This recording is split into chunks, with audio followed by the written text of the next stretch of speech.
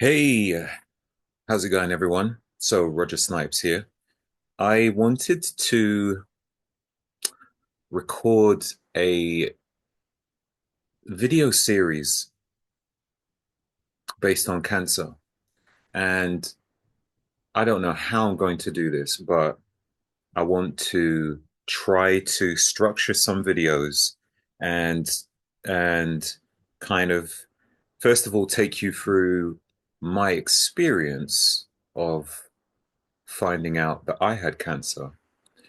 um, and kind of leads to something which could be educational and helpful to people, should they discover they have it, or ways of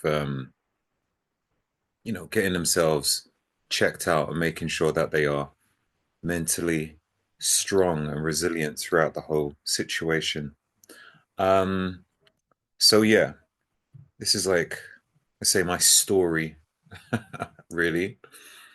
Um, right, so basically, me as a person, my background is kind of functional health. I started off sprinting as a kid, and then I focused more into um, physical presence. So I moved into bodybuilding. And then after bodybuilding, the whole aesthetic appeal, I then started to look into just the functionality of the body. So looking a bit more into biohacking itself. How can I hack my biology so I can become a more strong, robust human being? Especially as I started to approach mid 30s, I was like, I want to start thinking about this. So before I'm 40, I'm already ahead of the game. So that has been a very, very strong emphasis on my life. So health, fitness, biohacking, um, and making good friends with people who are um, like yeah, functional medicine doctors. People that are true experts, and doing my own scientific research and that type of thing. So yeah, focusing on becoming the picture perfect health of a person, and then life decides to seemingly throw a curveball, because when you're focusing on functional health, you're focusing on everything that encompasses it. And for me, one of my main goals is to become a centenarian, which means to live above 100 years old. Um, and everything that circles around that idea means like real optimal living. So a few months ago, is it a few months now? November, December, January? A couple of months ago, no, November 19th, I woke up during the middle of the night, and I woke up because I had some intense back pain. The truth is, I'd been having this back pain for a number of weeks, and I thought that it was perhaps my mattress or my bed. And I thought, okay, I've had this bed for about 12 years. Perhaps I need to change the mattress now. I'm starting to get a bit of back pain. And then as the week started to progress, the pain started to get progressively worse. And then one night, I woke up during the middle of the night and climbed out of bed, and I surrendered myself to the pain, and was on the floor on my knees, um, suffering like excruciating pain. It was like so painful, and it was not going away. It didn't matter what position I was turning in, it just wouldn't seem to go. And the pain itself wasn't just like in my back. It was in the lower part of my back, but more focused around the kidney area. So I found myself like rubbing my hand around that area, like the left and the left, right, but it just wouldn't seem to go. And it was really intense. Um, I eventually decided to contact the emergency department of the hospital.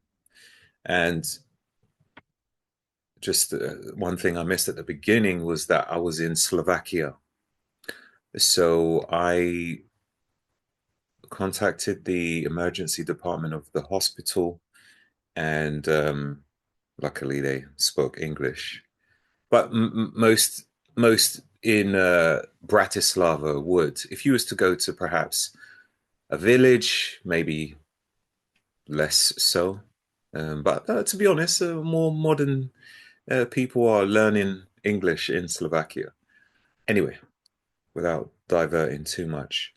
So got to the hospital, and at first there was like a few questions to learn about my symptoms, and then the first doctor assumed that it was just a lower back pain, presuming that maybe I got it from heavy lifting and that it was just back pain. I was like, no, no, it's like it comes at certain times. It's not a pain that is constantly there. Like I could literally go to the gym and train and it would not be there. But then at another time, I would feel it um, quite intensely. And it would only come at night. I wouldn't feel it during the day, actually, only in the evening when I was about to go to sleep or when I was asleep. So after a few exchange of words, we then decided to do an ultrasound. Now, the reason for the ultrasound was because as he was doing kind of like external examinations, kind of like checking over my body and eyes and that sort of thing, he was like pressing around my abdomen area, and I told him it was hurting. And even though he started pressing on my back felt fine, even around the kidney area.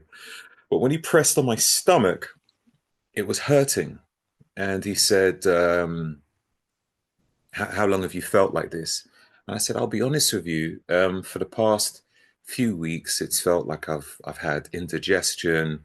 I've constantly felt bloated. Everything I eat, it seems like it's just I feel intolerant. I feel intolerant to every single food I eat. I don't know what the issue is. So he suggested we do an ultrasound. And I was thinking, like, why were we going to do an ultrasound on my stomach if the real issue is in my back?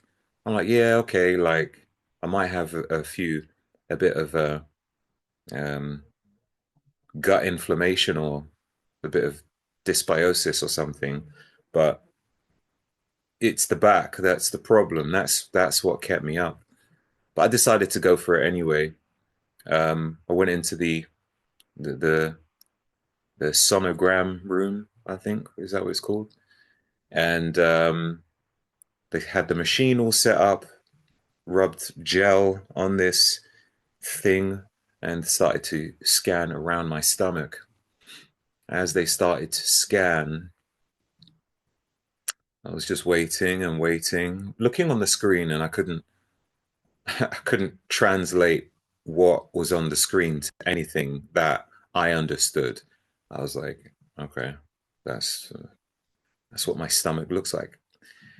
And I looked at the examiner guy. He wasn't actually a doctor. Like these people who operate these machines, they're not necessarily doctors, but they just operate the machines. It's like the same as people who use CT scans. They are like the machine experts, but they take the information from that and pass it over to the doctors, who then translate it into, um, I guess, digestible chunks so that the patient understands what has been seen on the screen or the scan. So in this case, this guy is looking at it, and I'm like, okay, have you seen anything? Because he's been scanning for a long time now. I'm like, if you haven't found anything, then just let's just stop wasting time. Let's just go. And then eventually he says, okay, I'm done. And then puts it away. And then he turns over to me and he says, from what I see, it looks like you have a tumor. I was like, a tumor? That's like cancer or something, isn't it? I've never looked into tumor before, but it was like it's kind of interesting, really, because when you focus on the solution, you don't see the problem. When you focus so much on health, you don't you don't focus on sickness. When I focus on natural bodybuilding, building my body naturally, I focus on all the things to do with training and building a body naturally. So I have no interest in any of the drugs that people use to achieve a muscular body. You know, the steroids and all the growth hormones and stuff like that. So how it all works, it's like I don't really know. I don't really know because I've never been interested to know. So when I was told about tumor, it's like I know about sickness, but my focus has been so much on health. I'm like, I don't really know what a tumor is, you know? But I think like it's associated with cancer, but I just don't know. And then he was like, yeah, it is. I was like, oh, okay. And he said, well, that's what it looks like, but we can't just say for sure. And he said, you'll have to pass this information on for the doctor to look at and then for the doctor to get back to me. Anyhow, the doctor looks at it and in a, in a I'm trying to find a word. Um, yeah, looks at it and basically says, yeah, it looks cancerous. It looks like a tumor. Um, but we would really like to do a CT scan. So after I'm in an R in about it, I eventually decided to do a CT scan, and then we done a CT scan, and at the end of it, they said, yeah, it really does look like a tumor. Not only that, but we've also noticed that you have a blood clot, and it looks pretty serious. I was like, what? what? What on earth has that got to do with back pain? Like, I just don't get it. So they said that there's this thing which is behind my abdominal wall, and they said it is really big. And they said that could be pushing on my kidneys. They were saying that it was taking up space around my organs, and they said it was very big. And they said that is what could be causing the pain, causing restricted blood flow and causing the clot as well, which I had somewhere in my leg, my left leg, and also yeah, my other kidney. I was like, damn. When I was thinking about going to the hospital, I just thought like maybe I don't know, I needed an antibiotic or something like that. Be like, okay, look, you have a severe infection. Take this antibiotic. need it for about 2 weeks, take two a day, drink plenty of water, and follow up with some probiotics. That's the sort of thing I was expecting. And to be told that, I was like, oh, damn, wow. So from there, I took this information. They wanted to do further tests, further exams, but I was like, I'm going to be flying back to UK and I'm going to have to speak to some British doctors and bring the report from this here to the doctors in UK. So on the 25th of November, I flew back to UK and then went to my GP immediately, presented the report from the ultrasound and CT scan, and said I need an emergency appointment to go hospital, to go to the emergency department because it appears as though I have a tumor in my body, and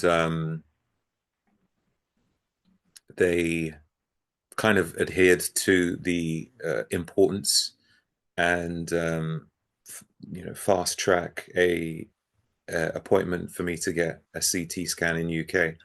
And in the meantime, they also said we want you to do a blood test so that we can like um, get some kind of markers to work with ourselves on, British soil. We need some information as well for our record. So they done a blood test, and on the blood test, I can't remember all the different things on there, but it did show that I think it was my C-reactive protein was apparently really high, off the charts. So basically, it was showing that there was high inflammation in my blood, like very high, and caused a lot of reason for concern. Um, an appointment was then put in place at the hospital, and I went to the hospital and had a CT scan. And after I had the scan there, I then spoke to a doctor who said, from the scan, it appears as though I have a mass. And they said the mass seems to be behind my abdominal wall, which was what I was told in Slovakia, but in other types of other words.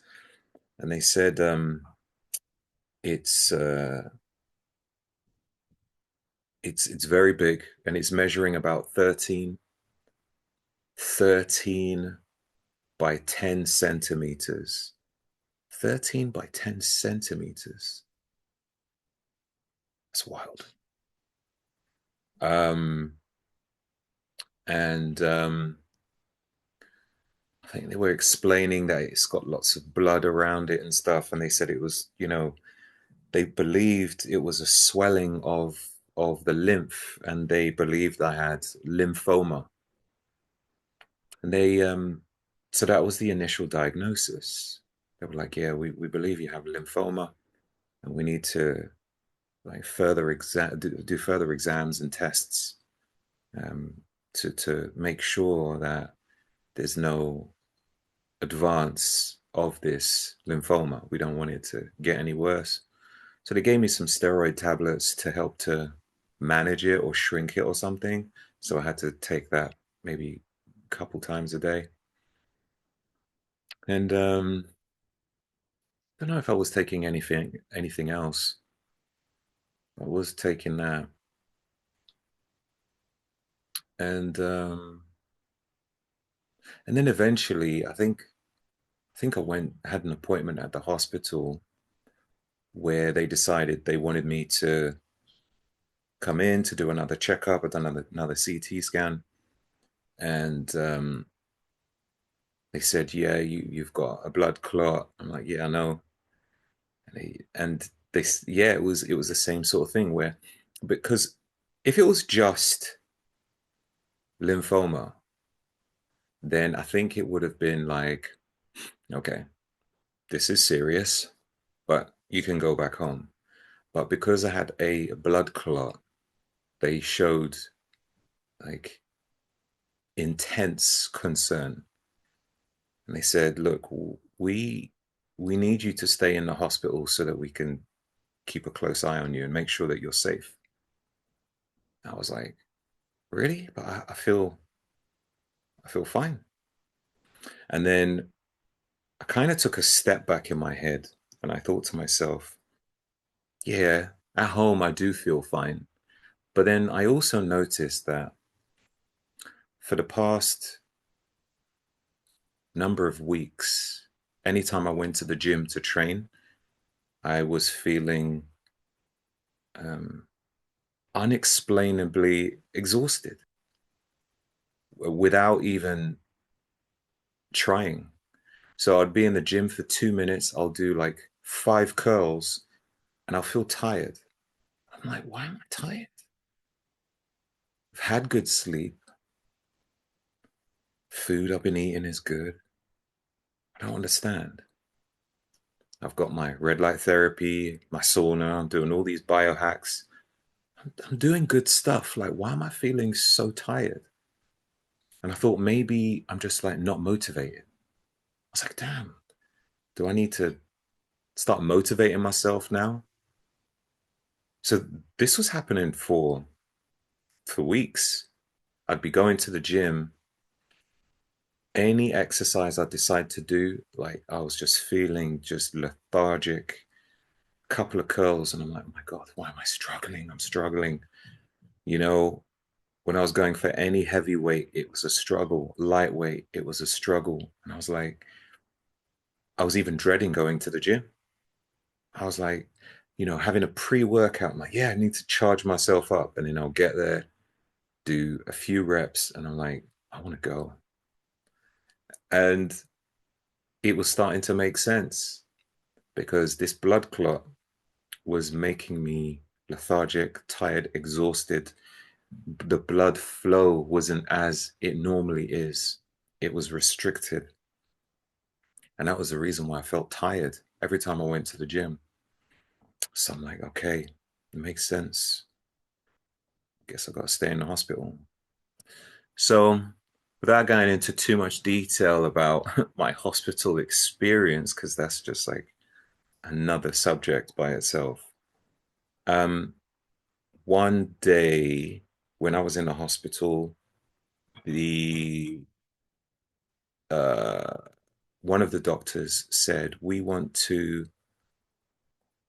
examine you. We want to do another. What do you call it? Ultrasound. We want to do another ultrasound." And I was like, "Okay, why do you want to do an ultrasound? I mean, I've already done. At that time, I'd done about maybe 4 or 5 CT scans. So for me, an ultrasound is like going backwards because CT scan is better. It's like, you know, if I was doing MRIs, then why would I go backwards to do a CT scan? You know, it's like, yeah, I'm already doing the grade A stuff. Why am I going down to grade D? Anyway, they said they just want to do an ultrasound. So I was like, all right. And then went into the ultrasound, and then I was told it wasn't around my stomach, around the mass. They wanted to do a CT scan, sorry, a ultrasound on my testicles. And I was like, well, why is that? And they said they just want to rule out all options because when I was giving my symptoms, I did mention quite a few times. I said I was feeling lots of lower back pain, and I was talking about the discomfort every time I was eating. But then I mentioned that there was many times when I felt this intense pain in my testicles. And I was like, I don't know whether that's linked up to the kidneys, but I was like, my testicles are also hurting. And even though I'd mentioned that, there was so much focus going on around the mass because it was so visible in my, in my belly that it was almost like that was, you know, thrown to the side. That discussion about my testicles was thrown to the side. So a doctor decided, let's just let's just scan it and rule it out completely. So I went for this ultrasound, pulled down my trousers, and they'll rub gel on my testicles. Started massaging away, and so I'm looking on the screen, and I'm like, "Have we found anything?" And he said, "Yeah, it looks as though there are some sort of tumor cells." He said very small, but there are definitely some like tumor cells or something like that, cancer cells in the testicles. I was like, "Oh, wow." So you're telling me that I've got lymphoma and testicular cancer? Like, really? Wow, I've learned a lot. I've learned a lot in a few weeks.